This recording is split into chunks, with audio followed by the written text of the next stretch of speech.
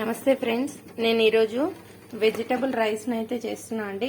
దానికోసం అయితే కావాల్సినవన్నీ ఇలా ముందే రెడీ చేసి పెట్టుకున్నాను.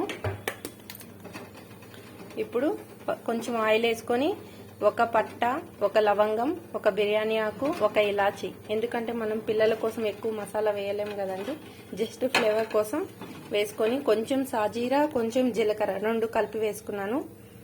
ఇప్పుడు కొద్దిగా పచ్చిమిర్చి వేసుకోవాలి. ఇది క్యాప్సికమ్ కూడా ఒకటి వేసుకున్నానండి.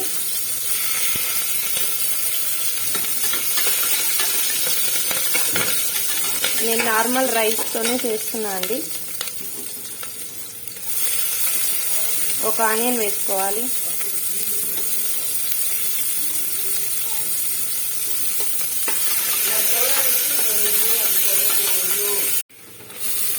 ఇప్పుడు క్యాబేజీని వేసుకోవాలండి.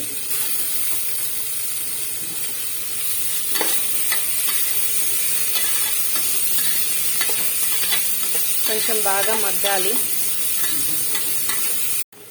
ఇప్పుడు కొంచెం అల్లం వెల్లుల్లి పేస్ట్ వేసుకుంటున్నా అండి. మొత్తం పచ్చివాసన పోయేదాకా కొద్దిసేపు ఫ్రై చేసుకోవాలి. ఇప్పుడు ఒక టమాటాని అయితే వేసుకుంటున్నా అండి.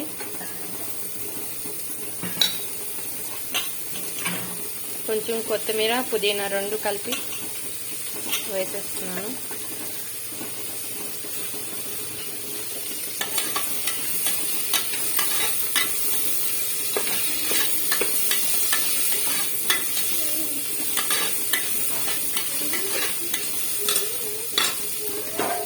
ఇప్పుడు ఒక నిమిషం మగ్గనివ్వాలండి. ఇప్పుడు బాగా మగ్గిన తర్వాత ఒక 2 టేబుల్ స్పూన్స్ అయితే కొబ్బరి పొడి వేస్తున్నా అండి.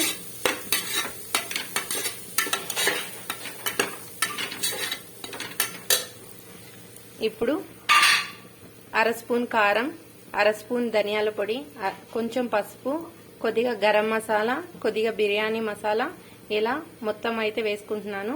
కారము, బిర్యానీ మసాలా, గరం మసాలా, ధనియాల పొడి, పసుపు అండి, కొంచెం జీలకర్ర పొడి, ఇలా అన్ని కొంచెం మనకి రైస్ ఎంతైతే క్వాంటిటీ తీసుకుంటామో దానికి తగ్గట్టు వేయాలండి.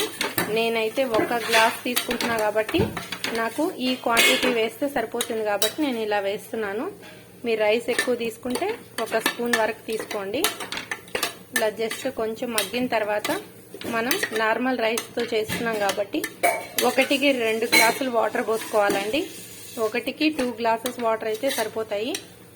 ఇప్పుడు రైస్ కూడా వేసి 1కి 2 గ్లాసులు వాటర్ అయితే వేసుకున్నానండి.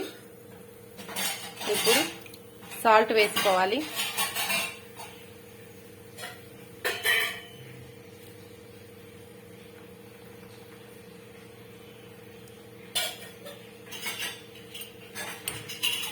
కొంచెం లెమన్ జ్యూస్ని వేసుకోవాలండి. కొంచెం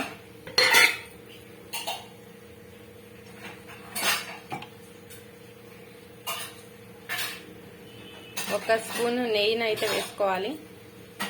వేసుకొని అన్నీ కలిపేసి 2 విజిల్ అయితే రానివ్వాలండి హై ఫ్లేమ్లో.